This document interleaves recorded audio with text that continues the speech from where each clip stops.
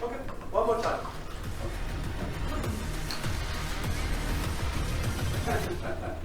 There's something that's complete rubbish.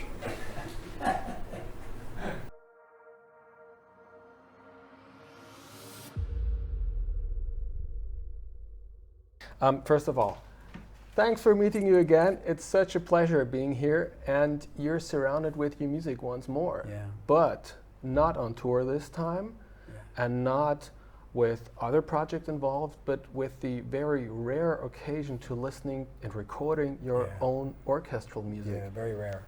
This is special. Very special. How does it feel to be surrounded all day with your orchestral music?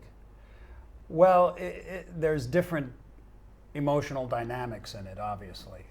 You know, the overwhelming one is joy, for sure, because, you know, for me, it's interesting because ever since I was young, like a little boy, for some reason, I kind of understood music, the construction of it. I don't think it was a unique, wasn't a unique understanding. I mean, musicians kind of do that, but I always knew and I always felt instinctually what I wanted to do was compose, you know? And that's actually what I even do with the guitar, you know? I compose a lot, even some of my solos, you know, I work on them and I work them out, but just having the ability to hear things in your head and then to use little black dots and a pencil to bring them into the world for musicians to play. During that process, you have your imagination and you have to use your inner ear, you know, because all of these scores were just written by hand. And some of them were written a long time ago. And it's a very intimate, creative space. And there's great freedom in it, you know? But hearing it is it's just remarkable. It's like meeting an old friend or something. And it's always nice when it comes out much better than you expected. So like when I speak about these scores and this orchestra music, it can sound at times pretentious, but what it is it's this overwhelming appreciation that actually came through me. Whatever anybody might consider the quality of it is, it doesn't matter to the musician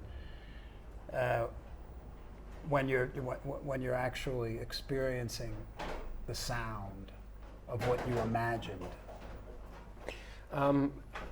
As we always do with our conversations, we meander through different points and arguments. So let me first get back to your thought that some pieces you're experiencing now, some of you're meeting an old friend from very old days. At the same time, you are not only an aging artist, so that as the guitar player Vai tells that your physicality is something different than the 20-year-old Vai. That's somewhat natural. Yeah. But at the same time, you're also aging and maturing. And maturation is something else, because we all know what those hands can do, because what those hands already have played. So challenging yourself for a next record always means, what haven't I done so far? So where's the next idea? Because to repeat certain parts you like may be nice, but somehow a steady repetition as a lack of idea would be boring to you, I guess. And somehow with those pieces and your idea of creating music, what's with that idea of maturing, that I could do better because I have different ideas now, because you gain different knowledge in between. So how much do we find in this orchestral music? Because writing this music and thinking about this music takes different time spans than writing a song. How much thought and self-criticism do we find in those scores? Well, I don't really criticize myself with the scores. The maturation period, or the process of maturing, is the recognition of your own freedom. That is what matures you. Because what keeps you immature is the belief in limitations that we impose upon ourselves based on what we believe the expectations of the world is. You know, like you should be, if you're going to play classical music, if you're going to compose, it needs to fit into this, or it needs to be that, or it needs to be this. So that's that in a way that restricts your freedom. With the older you get, what I notice is your desire to feel as though you have to conform or be a part of a group. A part of some kind of psychological group or something like that. It just starts to become a bore, you know. And then when that happens, your sense of freedom expands. You know, it's like, well, I actually want to do this, you know. And that's part of the process of maturing. And the things that you mentioned also, part of the maturation process is doing it and learning by hearing and talking to musicians. I mean, for a composer, you can study all the do's and don'ts, but you have to work with musicians that live and breathe their instrument and see how they respond to what you're doing, take feedback. So these are the academics. You know, there's two elements to the process of maturing. One is the evolution of the academics that you're learning, and the other is just the evolution of your own freedom, the recognition that you're really free to do whatever you want. When I think of these scores, because some of them were written a long time ago, the best stuff that I do comes when I don't believe anybody is ever going to care about it. Do you know what I mean? Yeah. So, and then I love to create challenges. So something like the still small voice, you know, there's a lot, I mean, I could talk a lot about what I was thinking when I was creating it. We will. Okay. But one of the things that, one of the challenges I set up for myself was, and it's very interesting, I might have already discussed this with you, when the idea for that piece came. Yeah, but I guess for some of our viewers and listeners, we have to summarize that a little bit. Mm-hmm. Okay, well. Because we never know who knows which right, detail. Right, yeah.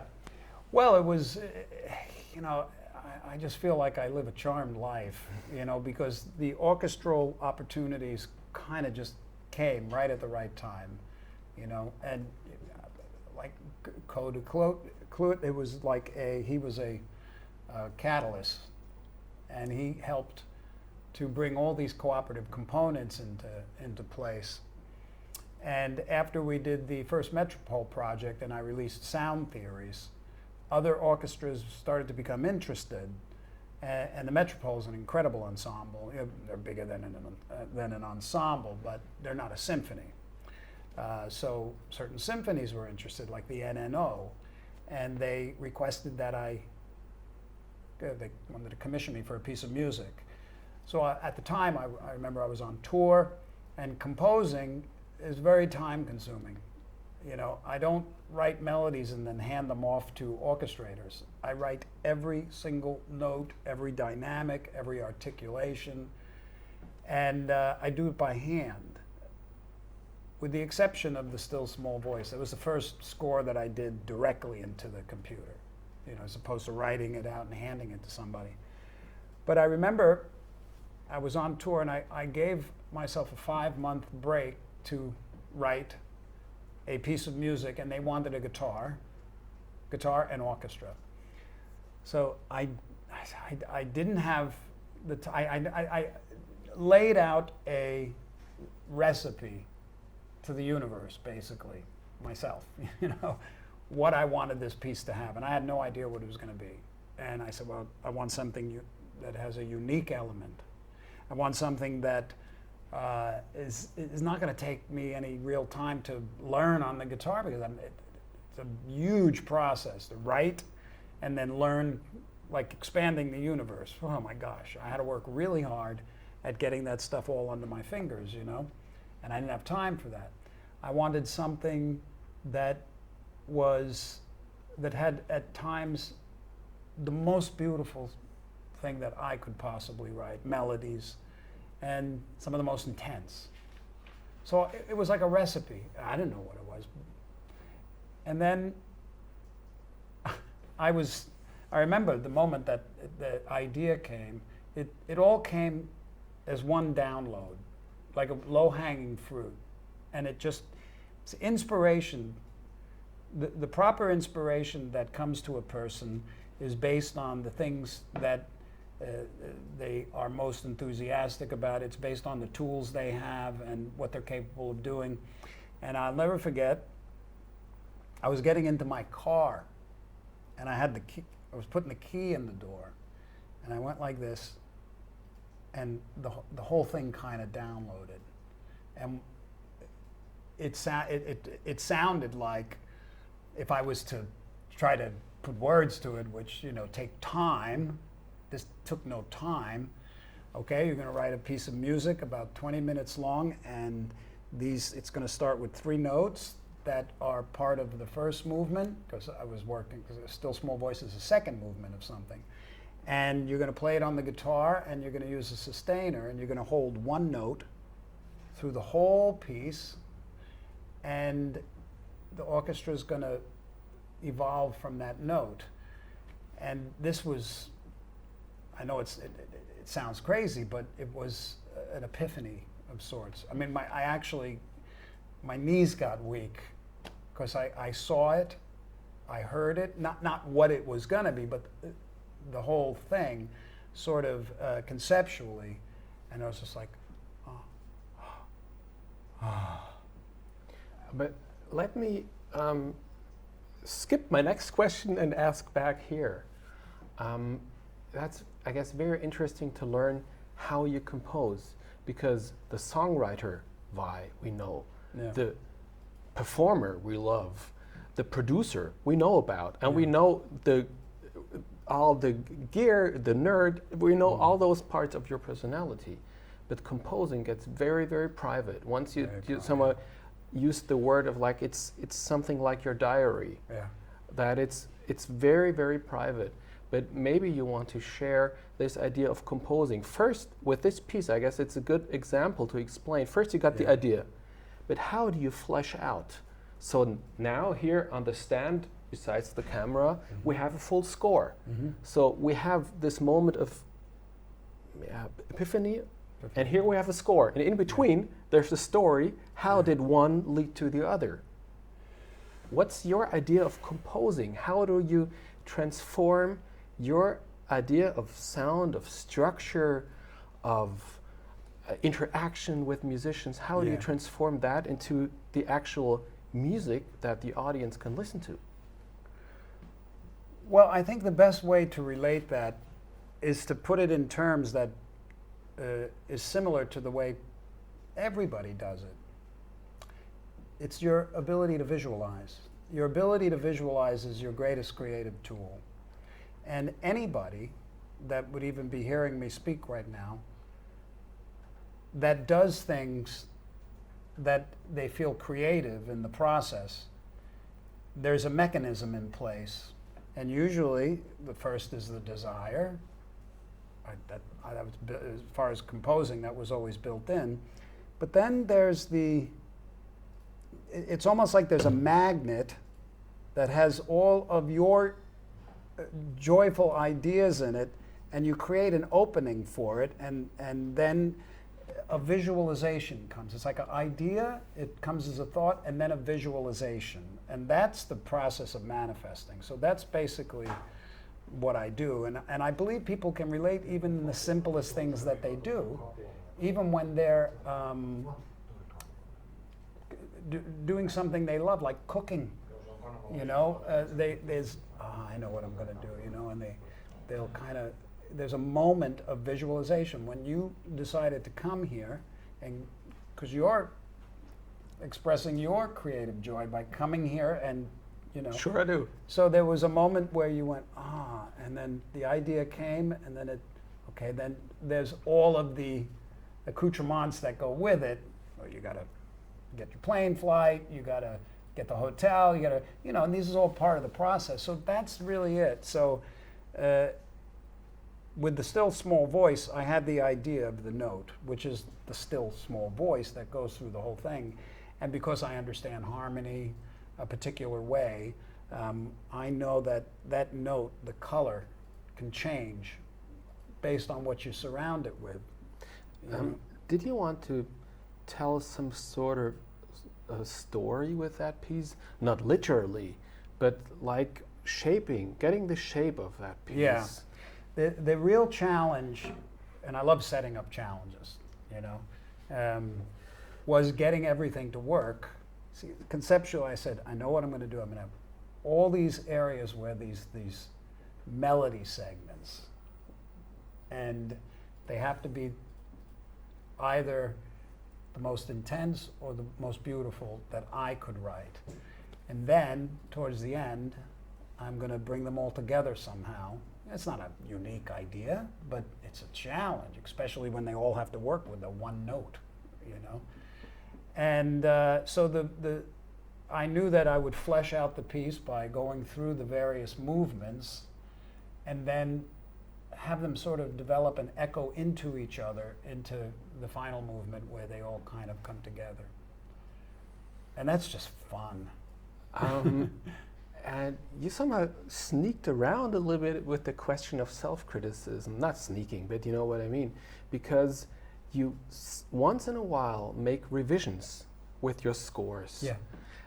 That is some sort of a positive criticism because it's a critique. There's a difference between critiquing something and criticizing.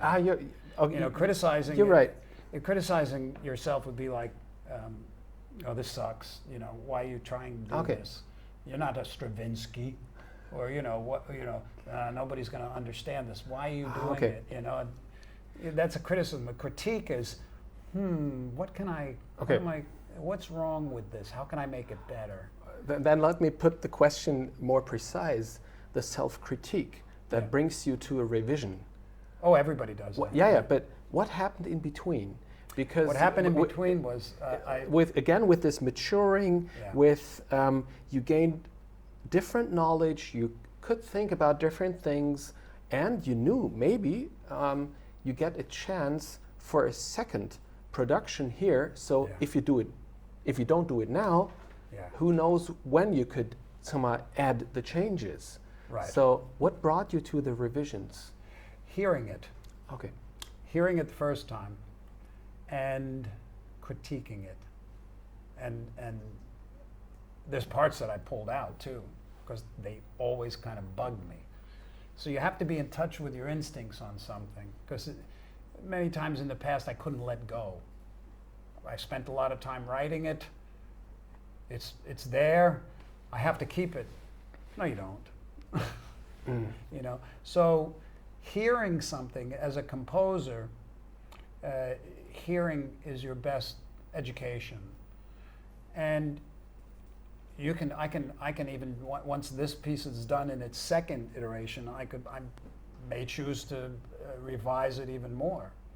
I think that's relatively common. Yeah, sure. So hearing it, and then I wasn't disappointed in the first, but there was parts that were just like. Okay. So that's the feeling. And then I also knew, as I was mentioning to you through my career, ever since I was 13, if I felt like I was doing something that had like a good energy in it, something that had some inspiration in it, I would try to document it somehow. And sometimes that would just be even a little snippet, that's how, like even on my last record, so much of it is just is taken from just little snippets of me sitting beside my bed at night playing something on an electric guitar that's not even plugged in, just into my iPhone. And then I get hundreds of those a year. And then at the end of the year, I love sitting, going through them and documenting. This would be good for this. That'd be good for a solo acoustic record, an instrumental rock song, you know. And this would be great for an orchestra piece. And I had 4, what I would consider for me, my best little melodies, most moving to me. Because that's your only real barometer. How does it make you feel? How does it make you feel? You know? And I put them aside and I kept watering them, you know?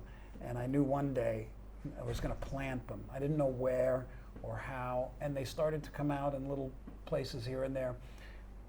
But then I said, this is the piece. This is the piece. I put them all in there. That's so interesting because so many people love and appreciate the rock guitar musician Vai, but it's only one brain Vai. It's the producer, it's the composer, it's the songwriter, and so on. And what I just learned is about terminology, because in German, for me, the word criticism can have both meanings of somehow the very, and you made a distinction very revealing between criticisms and critique. Getting back or to a different point, as I spoke with other musicians who are most prominent in the world of rock music, but also think in different genres, but somehow the market or the audience doesn't really allow them to live in different worlds, musically speaking. They once in a while make a difference between songwriting and composing. To me, I would say composing, first of all, is crafting sound. What else could it be? And you somehow gave examples where you said this is a melody, it could either fit on a folk, acoustic, rock, or classical music piece. Do you have a difference between composing and songwriting? Songwriting, of course, if it's a song with a verse and a melody, then we know it's a form, but somehow the way of addressing the music, is there a difference? Well, it's kind of semantics, because if you're a songwriter, you can be considered the composer of the song.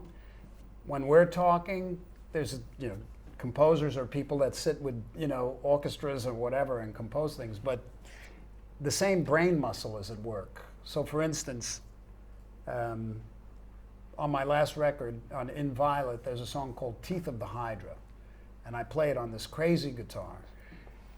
That song is a composition, because there isn't anything I'm playing that most guitar players wouldn't be able to play. But when you see it happening, it's a composition. It was thought out. It was every detail was crafted. Every detail had to be crafted, you know. It was walking a fine line, you know, like walking a tightrope, juggling, you know, chainsaws. You know, you can't lose your footing. And the same thing, the same compositional kind of muscle is within the Still Small Voice or any of the other compositions, but they just manifest differently. All right. Yeah. And the tools are different. What's so interesting, and you just could experience after the pandemic, a first tour again. Yeah. And as we could learn from all your posts and all your interaction, it must have been a blast. It was fantastic, was it? It was fantastic. It was a blast. It was hard. It was the most challenging tour I had ever done, for reasons that I think the whole world is sort of experiencing to some degree. We had them too, and I had some serious physical challenges on this tour. But the thing that made it so glorious, there was 2 things. One was just the people I was with. They were young, they were adventurous, they were tough, they were absolutely determined to make it work under virtually unbearable conditions at times. And the other thing that was so nice was it was 6 years that I'd done a tour. I'd done some shows, but I was always a little bit of a extroverted performer, and I still am to a degree. But when I got on stage, I noticed that, well, you're 62 now. You don't really have to, well, I didn't have the natural instinct to ham it up so much. Do you know what I mean? Yeah. And what I discovered was, which was very nice, was my hands were still feeling pretty good. They were still, and I was, one of the other things I believe that comes as you get older is you relax more. You can. Some people can take a turn in life where they become more intense and agitated and, depressed or whatever, but most of the time people just kind of chill out, relax a little more. And it doesn't just go for your psychological state. If your psychological state is relaxing more, your whole body is relaxing more. And as a result, it was nice to see that I could still play. Let me bring this idea of performing to your classical world, because when you're writing songs, you probably know that certain parts will work live exactly like the audience will respond, and so you have so much experience. Here with this music, with so many musicians and other experts involved to make this happen, the audience is somewhere else. Sometimes you have the opportunity of also having concerts, but here we're experiencing recording for somehow someday you'll somehow bring this into the public, but somehow this is the most private music. Yeah.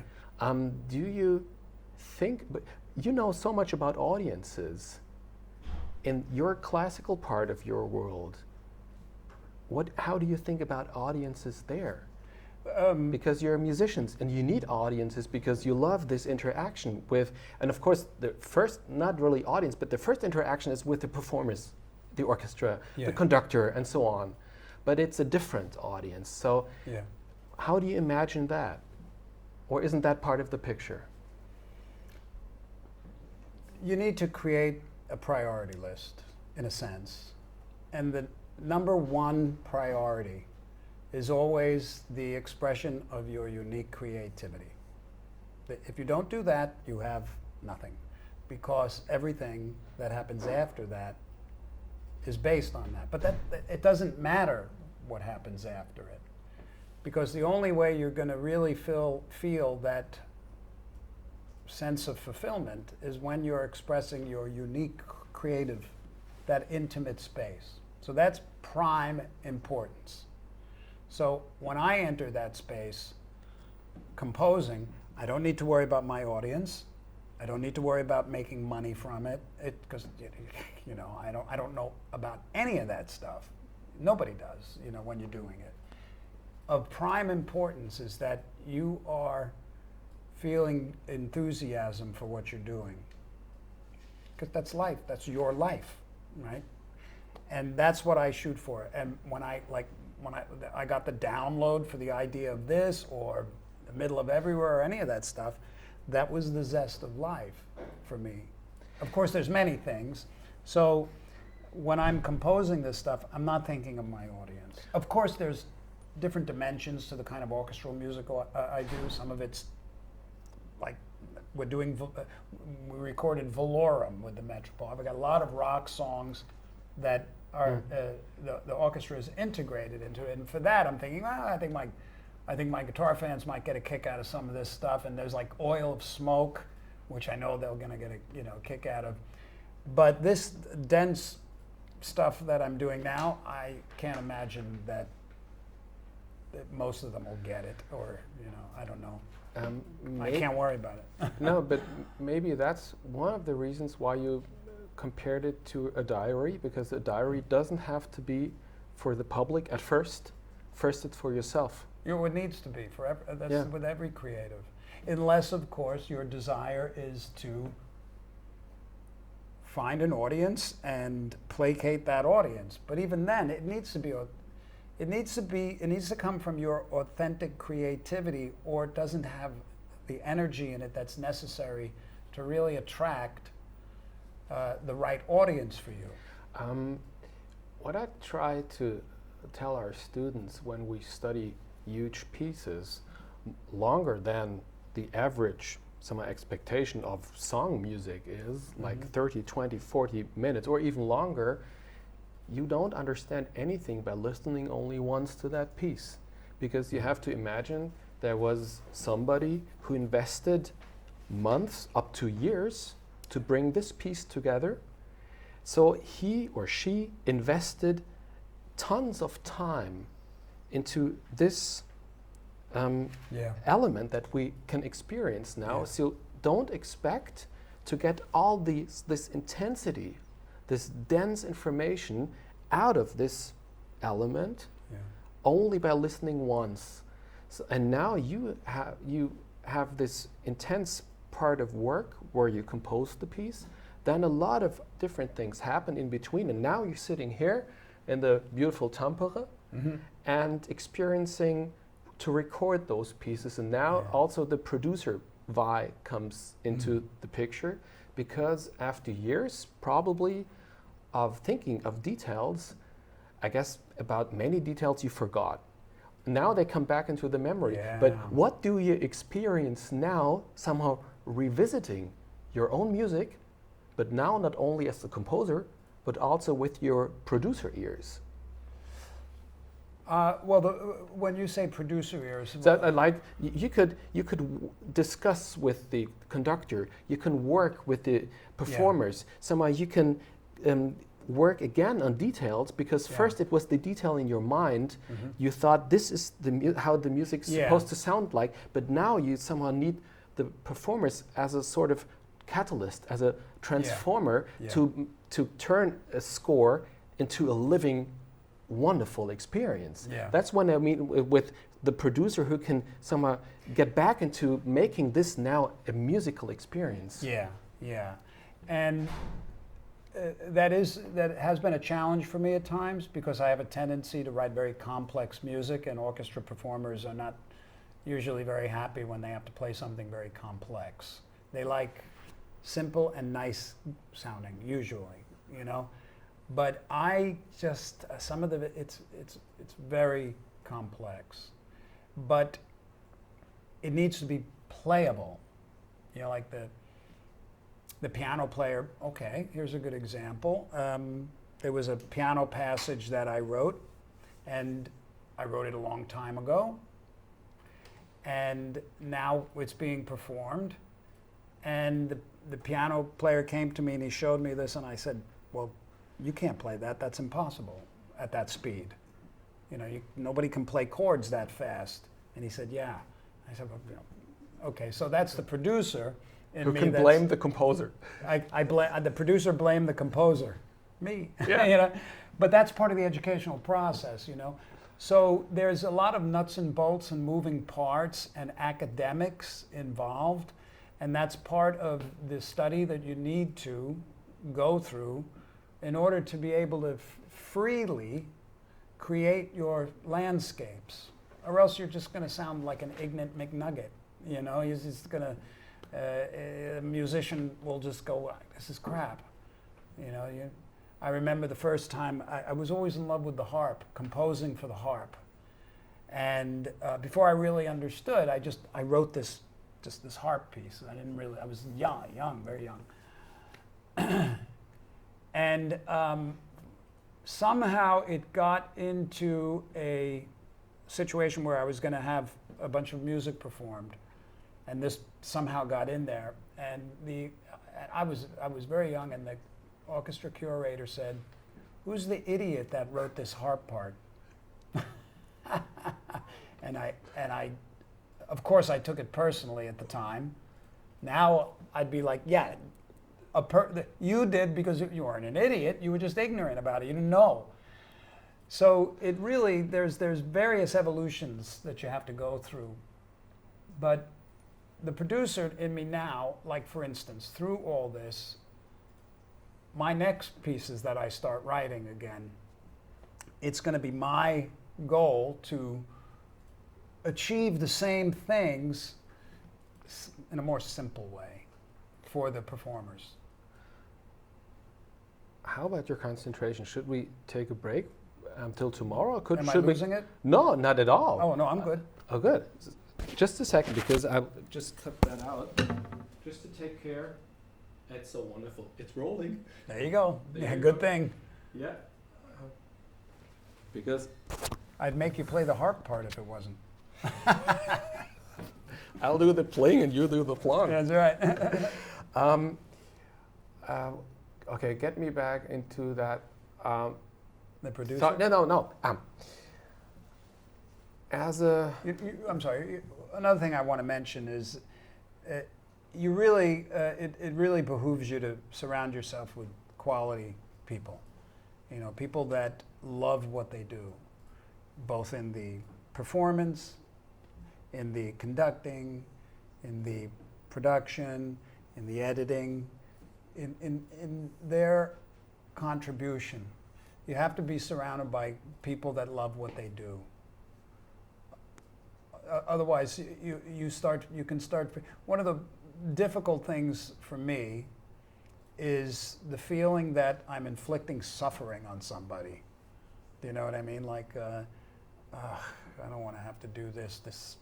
You know, some people are never satisfied, and you probably shouldn't work with them. But surrounding yourself with good people is vital. As you told in one of the former interviews we did, your teacher Bill Westcott was very important. And of course, let's mention Frank Zappa, because you wouldn't somehow think in this orchestral dimension without Frank Zappa. But let's get one step beyond, because as you just said, your maturing compositional approach, let's talk about that, because I guess your critique here had much more to do with your own ear.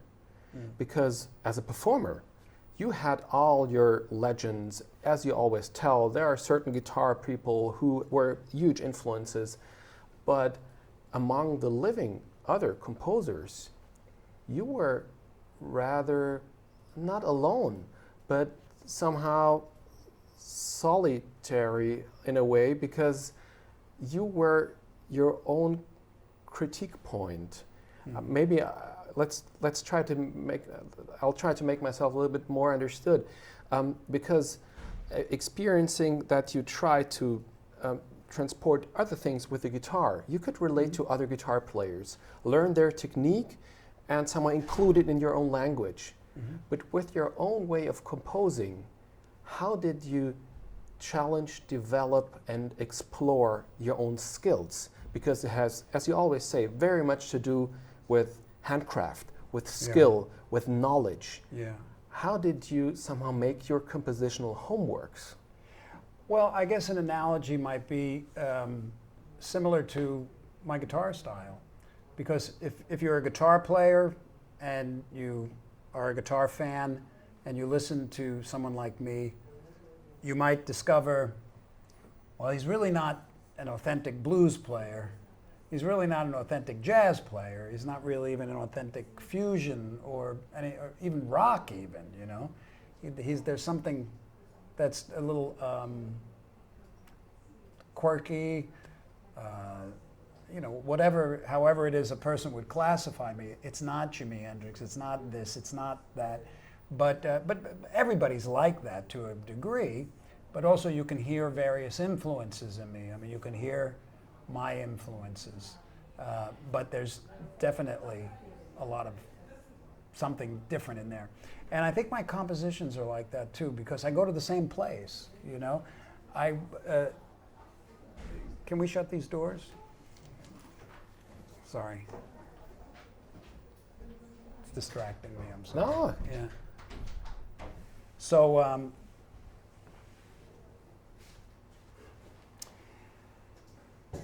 So, for instance, one might assume Steve Vai is composing. Sounds like Zappa. Well, there might be some of that in there, but no. I sound as much like Frank Zappa as a composer as I do Al Di Meola as a guitar player. You know, it's in there, you know, but you can't really, this is like this would so not Frank, you know, or anything like that. And I'm not known to be a composer. I'm virtually unknown in that world, in this world. I slipped into it through the grace of some friends who know the community and people like you, really. Thanks. Yeah, and so I have nothing to lose.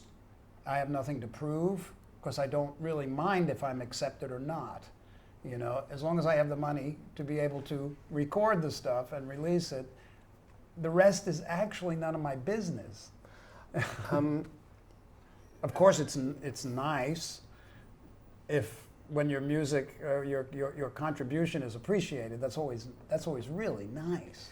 Not only the music industry changed throughout your career so much, also the technical abilities and possibilities changed very much. Mm-hmm. So one could do a lot with sampling nowadays, with sample libraries, but what makes an idea to get you be completely sure about this has to be written for an orchestra? When you write a melody, there's a lot of tools that you have at your disposal. Dynamics, articulation, harmonies, things like this, right? And samples, you can find samples that have the articulations, the dynamics, and you can get something to sound pretty good. I have friends, I know people who I can give them a score and they'll get something that, you know, can sound pretty good. But a machine will never know your intentions like a performer. Like this harp player that you saw me working with just now. You can't write a definition, a word on a piece of paper that can take the place of the connection a musician has when they're playing, what it means to them. It shapes what they're playing. The melody that can be created with a sampler and sound pretty good could never have the meaning that a performer gives your music, what it means to them. You can't do that with a computer. You're right. That's why we always say, that's why we need orchestra. It's live music. Yeah. And it has to be at such a professional standard. But let me ask the question once more, maybe with a little different direction. Mm-hmm. What determines a musical idea that you know, this is not for my rock band, this is not for my acoustic guitar, this has to be for a violin, and not only one, because we know from your solo, from your tours, you also had violins involved, you had a harp player involved with your band. Mm-hmm. So if you could somehow bring together groups as in a different setting, as many as possible. Mm-hmm. So what determines an idea that you know this has to be the sound of the orchestra? Well, at various times and various melodies, you can hear them in various ways. This might work like Lotus Feet. I perform with my band, but it belongs in an orchestra. Your intuition tells you that. Your inner ear tells you that. You just know. You just know. Okay. You just say, you weigh it out. You psychologically weigh. Everybody does this. You psychologically weigh it out, and then you trust your instincts. That's really it. Great. Yeah, and I mean, it's nice because, well, for instance, I'll tell you what. Let me play you something. You might know it.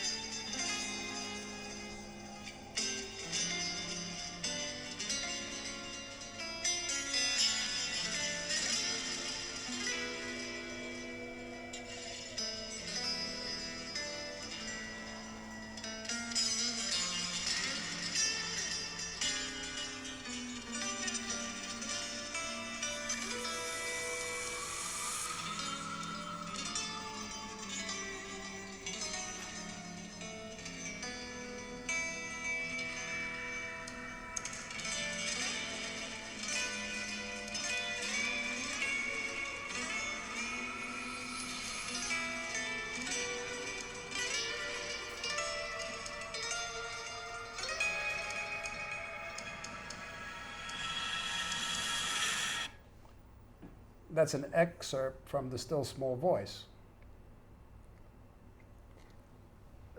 That's from the new part.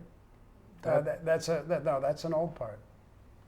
It's one of the. It's like I think the second or third movement, but that was a melody that I heard in my head, and That's it interesting. said that belongs in an orchestra. That's interesting because maybe that was the moment when today I came here into the studio, because I came in the middle of the recording, and it was somehow ringing in the back of my head, but I didn't know where to place it. Yeah, well, that's an example of how wow. a melody originated in my mind for the orchestra, and I put it in the score. Oh wow! And then, you know, when I released in Violet, the Japanese label said, "Can we have a bonus track?" And I said, "Bonus track? I don't have time to build a whole song, you know." And I said, "Oh, that piece, that melody kept haunting me. Then I heard it as a solo acoustic, not acoustic, a solo electric guitar with a whammy bar, all this stuff. So there was a situation where something worked in vastly different settings. Yeah, that's one of the first pieces we started to discuss was Something Dead in Here, and still Something Dead in Here. And that was just the story as you explained. It started somewhere else and you didn't have the equipment at that time, or you just worked with what you had, and now it's an orchestra piece, and of course it changed. But that was a good example of like... But that was somehow the other way around now. Yeah. That's nice. Yeah. Because now I guess it helps people to listen to what somewhat you mean, because it's very interesting always to follow how you speak about music and how the music then somehow sounds itself. Yeah, yeah. And as the originator of a creative idea, you can put it anywhere you want. Sometimes it... That's what I meant. Yeah, sometimes it just, you know, if I'm going to write a song that goes, you know, and that, but like, it would work much better with a rock band, probably. You know, you can do anything, but you know, like, you might not take our interview and put it in a cooking book. It could be interesting with the results. You never know. You never know, but it's best in a pamphlet for young composers or guitar players, probably. Could be. What we often discuss is the reception of music. Yeah. Because it's one thing what you think about it, and first of all, it's your music. Yeah. But the music world somehow works in a way that we have categories, we have genres, and of course those genres can change. But as always with change, some call it progress or whatever. Some feel comfortable with that, some others not, because if they experience people in a different world, certain parts of the music world seem to have problems with multi-talents. We could speak of Leonard Bernstein, we could speak of Andrew Previn, working in different settings, and he's okay here, but not okay there. And very often it's unfair because people don't believe that certain characters can have multiple abilities. With the reception of your music. By the way, that's called criticism. I'm learning here, as always.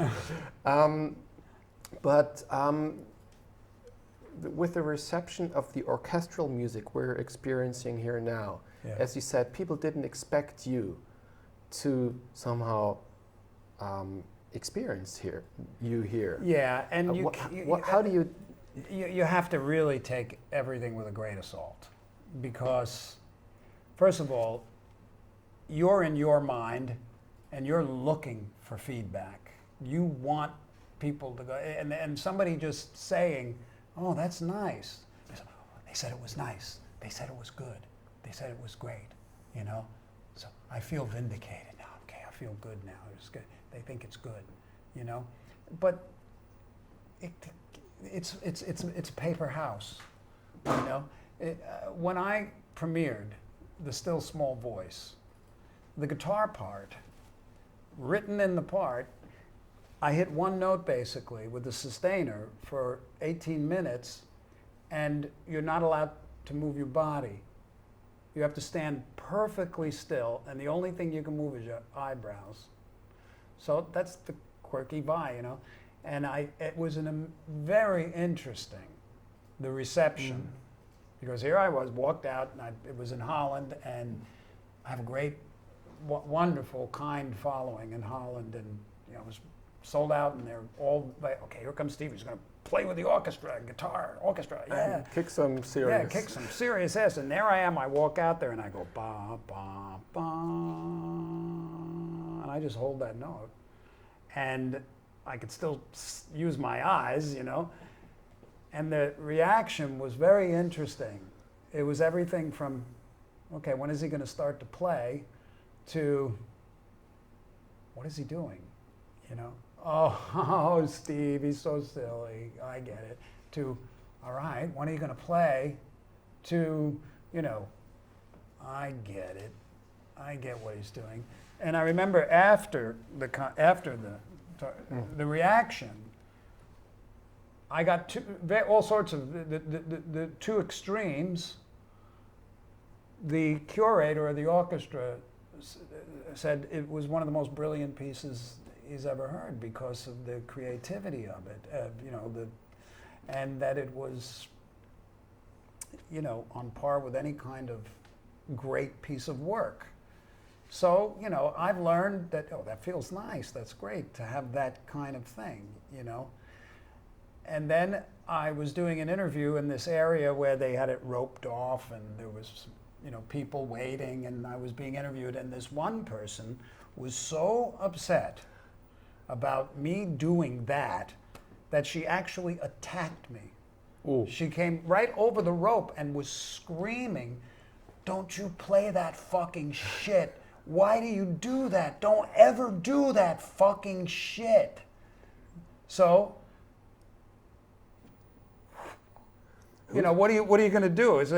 You know, it's everything in between too, and you can't control it.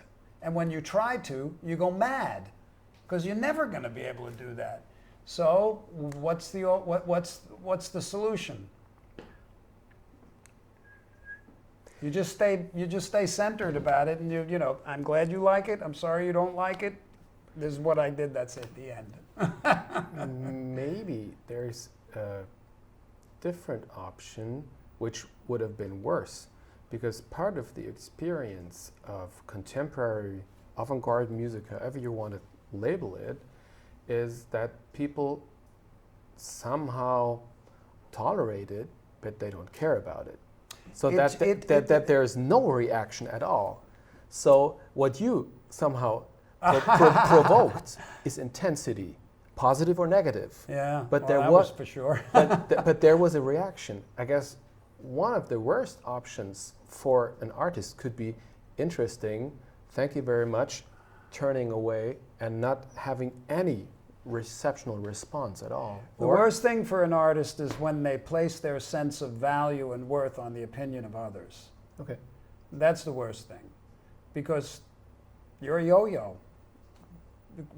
Because there's people who would listen to what I might consider my heart. My very heart is in that piece of music in ways that even my tears could never express, okay? That's how intimate it is. I protect that intimacy for me. And I know there's going to be others that find it as touching as me. I know it. Because it's like that for every artist. It's like that for everybody. You know, what you put into it, there will be others that are there for you, for it. I've witnessed it in my career. I've read the letters. I've seen the reactions, especially now. It's the ones that have followed me through my career that I never took them serious, because I didn't think that anybody could be as touched as I am with some of my, not that I think it's superior in any way, but it's there's so much appreciation in me for having the ability to just do it. And there are, I mean, this is a small part of the whole music industry, the whole world, you know, it's a little sliver.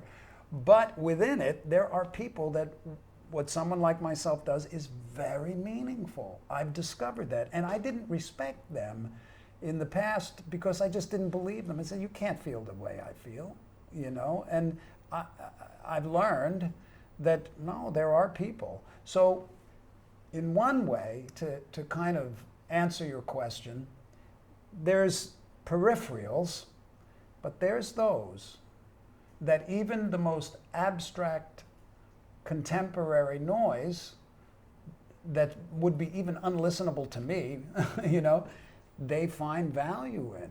They find there's something there, you know. I won't mention names, you know, but there's composers that are famous that I listen to and I go, I don't get it. You know? Yeah, and somehow you don't have to get it as others You don't have to. It's don't okay. have to get it with They you. don't have to get me. Yeah, It's yeah, okay. yeah, right. What a horrible life to expect everybody to try to please everybody. Yeah, just what we don't, what I don't like, and I know that you don't like it either, or neither, is that to bring artists in a situation of criticism of either or. Yeah. You can't like this and like that at the same time.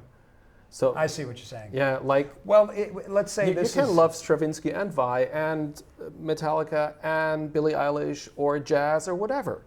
Like, Well, is that true though? Can you not?